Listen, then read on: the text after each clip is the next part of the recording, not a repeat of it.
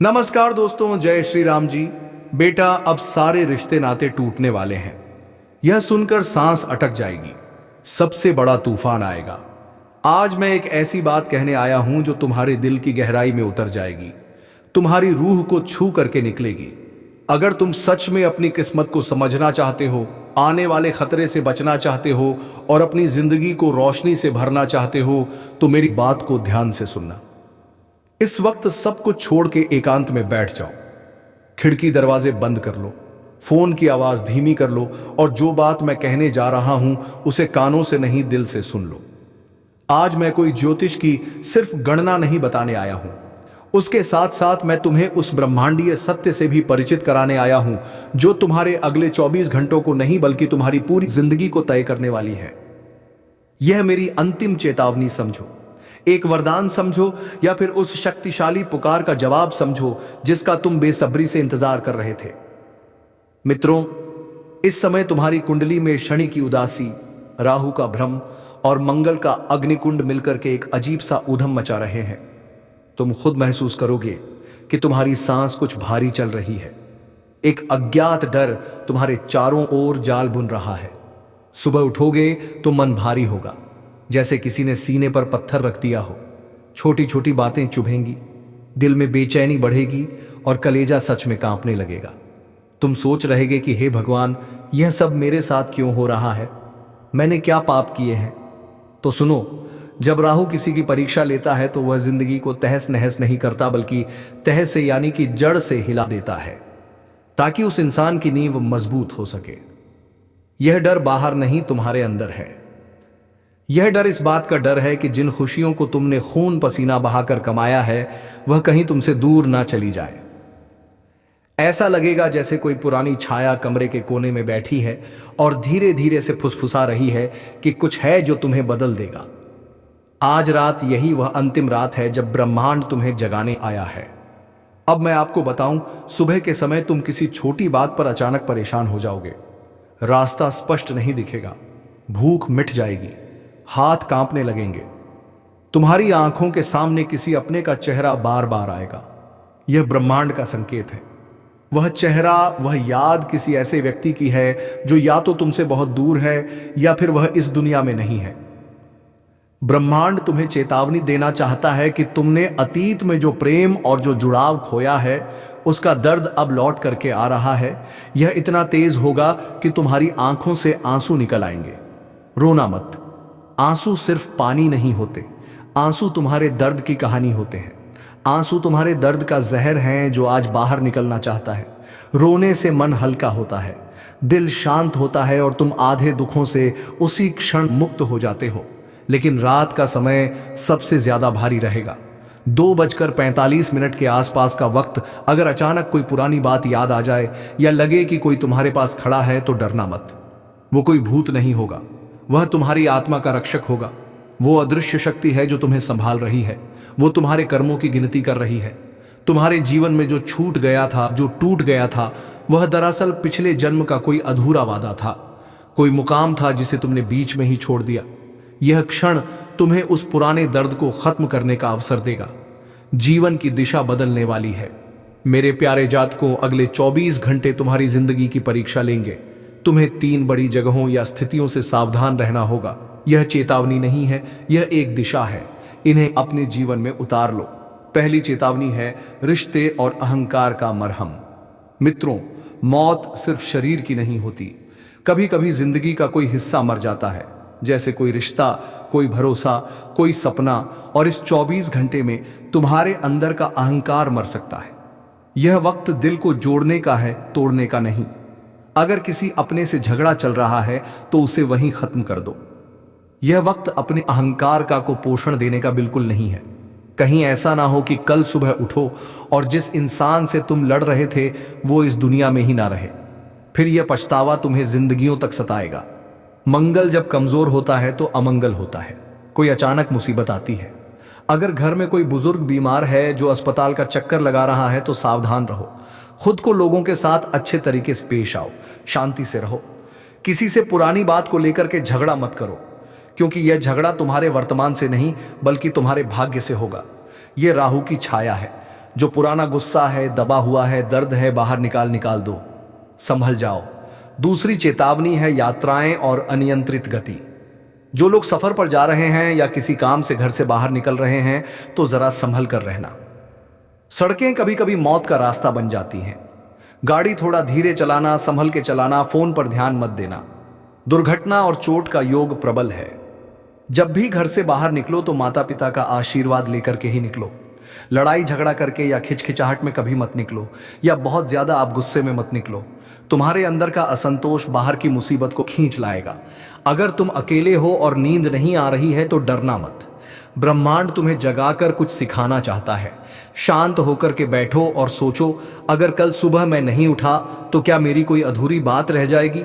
अगर जवाब हाँ है तो आज ही कह दो, कल का इंतजार मत करो। जिंदगी का कोई भरोसा नहीं।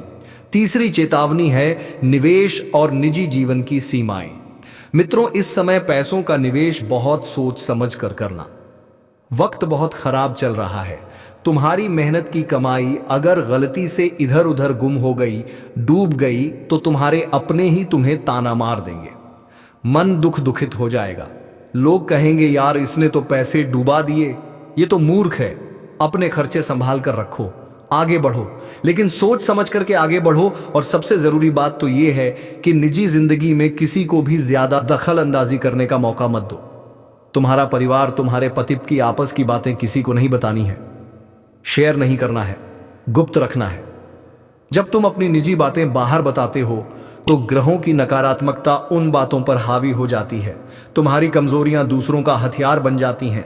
मेरे प्यारे जातकों, तुम पर एक कार्मिक गहरा प्रभाव है। जो गलतियां तुमने बरसों पहले की थीं, तुम पर एक कार्मिक ऋण का गहरा प्रभाव है, और वही गलतियां अब किसी और के रूप में लौटेंगी। कर्मों का हिसाब होगा। कोई ऐसा व्यक्ति तुम्हारे सामने आएगा जो तुम्हें वही दर्द देगा जो तुमने कभी किसी और को दिया था। तुमने अपने गलत और सही कर्मों का एहसास दिलाया जाएगा, लेकिन घबराना मत। यही क्षण तुम्हें उस कार्मिक जाल से बाहर निकालेगा। धैर्य रख लेना, दर्द को झेल लेना, तो तुम्हारे नाम को दूसरों की प्रार्थना में बदलने का एक बड़ा बदलाव आएगा। अब वक्त है माफी मांगने का, किसी और से नहीं बल्कि खुद से। कभी अगर जीवन में कुछ किसी के साथ अनजाने में भी गलत किया हो तो खूब माफी मांगिए, पश्चाताप से भर जाइए, तभी जाकर के जीवन में खुशहाली मिलेगी। ग्रहों के हिसाब से यह सारी चीजें मैं आपको बता रहा हूं, जो परिवर्तन हो रहे हैं उसके हिसाब से बता रहा हूं, क्योंकि ग्रह अपना प्रभाव तो दिखाएंगे ही दिखाएंगे। तुमने खुद को माफ नहीं किया तो तुम्हारा 7वां भाव बंद हो जाएगा, और बंद भाव का मतलब है अधूरी किस्मत। अधूरी किस्मत के साथ इंसान जहां भी जाएगा सिर्फ ठोकर ही खाएगा। खुद को माफ करो, अपनी अहमियत को पहचानो। ब्रह्मांड तुम्हें स्पष्ट इशारा दे रहा है। एक बड़ा निर्णय तुम्हारे जीवन में आने वाला है। वह निर्णय तुम्हारे जीवन की दिशा और दशा बदल देगा। हो सकता है किसी रिश्ते का अंत हो या किसी रिश्ते की शुरुआत हो। जिन महिलाओं ने संतान सुख के लिए मन्नतें मांगी थीं, शुभ सूचना उनको जरूर मिलेगी। तुम्हारे घर में किलकारी से संबंधित खुशखबरी आने वाली है। किलकारी गूंजेगी, तुम्हारा मन प्रसन्न होगा। तुम्हें ऐसा लगेगा जैसे जिंदगी पूरी हो गई है। जो लोग उन महिलाओं को ताना मारते थे कोई संतान ना होने की वजह से, वह खुद आकर के तुम्हारे घर तुम्हें बधाई देंगे। ऐसा सोने जैसी औलाद तुम्हें प्राप्त होगी। जो लोग ताना देते थे वह लोग खुद अब आंख नहीं दिखा पाएंगे। तो इसीलिए घबराना मत और जीवन में खुशहाली से रहना सीखो। घड़ी की सुइयों पर नजर रखो। सपनों को पूरा करने के लिए आगे बढ़ो। कल की चिंता छोड़कर आज पल को पूरी ताकत से जी लो। खुद को खुश रखो, आगे बढ़ाओ, तभी जीवन में तुम्हें सब कुछ अच्छा होता हुआ दिखेगा। क्योंकि जीवन होता ही है कष्ट, खुशहाली, दुख, दर्द, प्रसन्नता सब झेलने के लिए। जीवन एक जैसा संभव नहीं रहता, किसी का भी नहीं रहता। जीवन में दोनों चीजें सबके आती हैं। जैसे मान लो कोई एक बहुत बड़ा नेता है, वो एक बार जीत गया अपने चुनाव में, अगला चुनाव जब आया तो फिर से उसको उतनी ही चिंता रहेगी। उसको भी रात की नींद नहीं आएगी कि मैं जीतूंगा या हारूंगा या जीतूंगा या हारूंगा। और अगर वह हार गया तो कितना बड़ा नेता था, चाहे कोई अमीर हो चाहे गरीब हो, जितना दुख उसको हुआ था उससे भी ज्यादा दुख उस बड़े नेता को भी होता है। ऐसे ही कोई अगर मान लो बहुत बड़ा व्यापारी है, कोई नया व्यापार उसने शुरू किया है, तो उसकी जो ये हृदय है वह पूरी तरह से धक धक धक धक करता रहता है, क्योंकि उसको भी जीवन में नहीं पता कि क्या होने वाला है, शुभ होगा या अशुभ होगा या कैसे होगा। क्योंकि यह सिर्फ एक ज्योतिषीय सवाल नहीं है, ये आत्मा की पुकार होती है जो सबको झेलनी पड़ती है, सबको मिलती है। जीवन में एक जैसा किसी के नहीं रहता। तो ये सोच करके मत दुखी होना कि आज आपके जीवन में कष्ट है या आज आपके जीवन में कोई आपकी सुन नहीं रहा है, कोई आपका साथी नहीं है। यह परिस्थितियां सबके जीवन में बदलती हैं। तो इसलिए परेशान होने की तो बिल्कुल जरूरत नहीं है, क्योंकि जितना ज्यादा परेशान रहोगे उतना ही ज्यादा आप अपने लक्ष्य से भटकते जाओगे। तो परेशान होने का कोई सवाल नहीं है। परेशान होना भूल जाओ। परेशान नहीं होना है, किसी भी वजह से परेशान नहीं रहना है। अपने आप पर हमेशा भरोसा रखना, क्योंकि ग्रहों की स्थितियां ऐसी हैं कि शनिदेव जी महाराज अब आपकी राशि पर प्रसन्न हो रहे हैं। तो अब जबकि यह साल जा रहा है और नया साल आएगा, आपके जीवन में ऐसी ऐसी खुशियां लाएगा कि आप खुद नहीं सोच पाएंगे। आप फूले नहीं समाएंगे। ऐसी ऐसी खुशखबरी आपको मिलेगी। आप अपने जीवन में वह मुकाम हासिल करेंगे जो आप कभी हासिल करना चाहते थे, और अब तो उसका सपना भी छोड़ दिया था, ये मान करके कि अब ये हमारे बस की बात नहीं है, अब ये हमसे नहीं हो पाएगा, क्योंकि हमारे पास इतने संसाधन नहीं है, इतना रुपया पैसा नहीं है, और इतने हमारे पास लोग नहीं है मदद करने के लिए कि हम उस बड़े लक्ष्य को पालें। लेकिन अब ये जाता हुआ साल और आने वाला साल, नया साल तुम्हें वह सब कुछ देगा जो तुमने कभी सपने में सोचा था। बस कुछ बातें हैं जो तुम्हें अपनानी है। ये बातें मान लेना मेरी। अपने घर को साफ सफाई से रखना शुरू करो। कोई भी पुरानी टूटी फूटी चीजें हैं जो काम की नहीं है, उनका लालच छोड़ के उनको घर से बाहर निकालो, उनको बाहर कर दो, घर में मत रखो। चाहे वो पुराने इलेक्ट्रॉनिक के सामान हो, चाहे टूटी हुई घड़ी हो, चाहे बहुत पुराने कपड़े हो, चाहे टूटे फूटे फर्नीचर हो, पुराने कॉपी किताब हो, जो किताबें हैं ज़रूरत की हैं उनको मत बाहर निकालिए। लेकिन जैसे बच्चों ने पढ़ाई की, उनकी पुरानी कॉपियां हैं, वह पड़ी हुई हैं घर में, उनको भी बाहर कर दीजिए। रद्दी है, पेपर है, ये सब चीज़ें पड़ा हुआ है, इनको बाहर कीजिए, क्योंकि यह चीज़ें जब तक घर में रहती हैं ये नकारात्मकता को आकर्षित करती रहती हैं, और नकारात्मकता जिस घर में आती रहती है वहाँ पर खुशहाली तो हो ही नहीं सकती। खुशहाली का कोई वहाँ नाम ही नहीं है। लोगों के दिमाग में जहर घुलेगा, वो एक दूसरे से लड़ाई करेंगे, एक दूसरे से बोलना पसंद नहीं करेंगे, एक दूसरे से बोलेंगे तो क्रोध में बोलेंगे, आपस में लड़ाई झगड़ा करने लगेंगे। तो इसीलिए इन सब चीज़ों को ध्यान में रखो, क्योंकि साफ सफाई जहाँ रहती है वहीं पर माता लक्ष्मी निवास करती हैं। जहाँ पर तितर बितर चीज़ें इधर उधर पड़ी रहती हैं वहाँ पर लक्ष्मी माता नहीं रहती, धन नहीं रहता। तो रुपए पैसे धन दौलत तभी रहती है जब साफ सफाई अच्छे से रहती है। दूसरी चीज, अपनी जो घर की चौखट है उसको खूब साफ सफाई करो। घर के दरवाजे के बाहर खूब साफ सफाई करो, क्योंकि लक्ष्मी माता वहीं से अंदर आती हैं। वहां पर शाम के समय एक दीपक जलाओ, थोड़ा सुगंधित रखो। उस जगह को जूते चप्पल वहां पर फैला के मत रखो। तीसरी चीज है, जब भी आप अपने घर में पोछा लगाओ तो उसमें थोड़ा सा नमक डाल के लगा लिया करो। जो झाड़ू होता है कभी भी उसका अपमान मत करो, कभी उस पर पैर मत लगने दो, और झाड़ू पर कभी अगर किसी का गलती से भी पैर लग जाए तो तुरंत उससे माफी मांगो, हाथ जोड़ो। वह लक्ष्मी माता का प्रतीक होता है। एक काम और जो बहुत से लोग गलतियां करते हैं अपने घर में, कि भगवान भोलेनाथ को तुलसी पत्र चढ़ाते हैं। नहीं चढ़ाना है। भगवान भोलेनाथ को तुलसी पत्र कभी नहीं चढ़ाना है। और यहां तक कि भगवान भोलेनाथ के पास या शिवलिंग के पास कभी भी तुलसी जी को नहीं लगाना है। इससे भोलेनाथ जी को भी बुरा लगता है, तुलसी जी को भी बुरा लगता है। ऐसा कभी नहीं करना है। यह ध्यान रखना मेरी बातों को। एक और बात आपको अपनानी है जीवन में खुशहाली के लिए। वो ये है कि जो घर की झाड़ू होती है वो किसी को मांगने पर नहीं दी जाती, और उसको ऐसी जगह पर नहीं रखा जाता है जहां पर लोगों का आते जाते उस पर निगाह पड़े। तो ऐसी जगह पर झाड़ू अपने घर के रखना जहां पर आते जाते लोगों की उस पर कोई निगाह ना पड़े, या घर में कोई आपके आ जाए तो झाड़ू ही तुरंत ना दिख जाए। ऐसी जगह पर उसको रखना। दूसरी चीज है कि झाड़ू को ऐसे सीधा करके नहीं रखना होता है।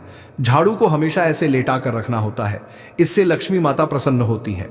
एक और बात है जो महिलाओं के लिए है खास करके, कि घर में शाम का जब खाना हो जाता है तो किचन में जो झूठे बर्तन होते हैं रसोई घर में, बहुत सी महिलाएं ऐसी हैं जो उनको रख के ही सो जाती हैं। ऐसा नहीं करना है। रोज खाने के बाद 2-4-10 मिनट की बात होती है, थोड़ी तकलीफ सही, लेकिन उनको साफ करके ही फिर आपको अपना आसन लेना है। आपको अपने बिस्तर पर जाना है, सोना है, क्योंकि इससे माता अन्नपूर्णा का अपमान होता है। अगर झूठे बर्तन पड़े रहते हैं और जहां पर माता अन्नपूर्णा का अपमान होता है, लक्ष्मी जी कभी निवास नहीं करती, तो आपके घर में फिर कंगाली आती जाएगी। जिस भी घर में बर्तन तितर बितर या फिर झूठे ऐसे पड़े रहते हैं, रात भर वो पड़े रहते हैं, वहां पर कभी भी लक्ष्मी माता नहीं टिकती हैं। ये बात बिल्कुल निश्चित है और ये आप भी अपने आसपास अंदाज करके देख सकते हैं। तो ये सारी चीजें आपको अपने जीवन में आगे बढ़ने के लिए अपनानी पड़ेंगी और अगर आप इनको अपना लिया तो आप खुद से महसूस करेंगे कि आपके जीवन में ऐसी तरक्की होने लगी है कि जैसा आपने सोचा भी नहीं था। ये तरक्की क्षणिक नहीं होगी, ये तरक्की हमेशा हमेशा के लिए होगी जो आपके साथ चलेगी और ये दिन प्रतिदिन बढ़ती ही जाएगी। ये घटेगी नहीं, ये कम नहीं होगी। तो इन सब चीजों को आप अपने जीवन में उतार लीजिए। अगर आप मेरी बातें मानना शुरू कर देंगे तो कुछ दिनों के अंदर खुद ही आप अपने जीवन में परिवर्तन देखना भी शुरू कर देंगे। यह बात आप करके आजमा के देख लीजिए। भगवान भोलेनाथ आप सबका कल्याण करें। एक बार सच्चे मन से जयकारा लगाइए। हर हर महादेव। जय लक्ष्मी माता।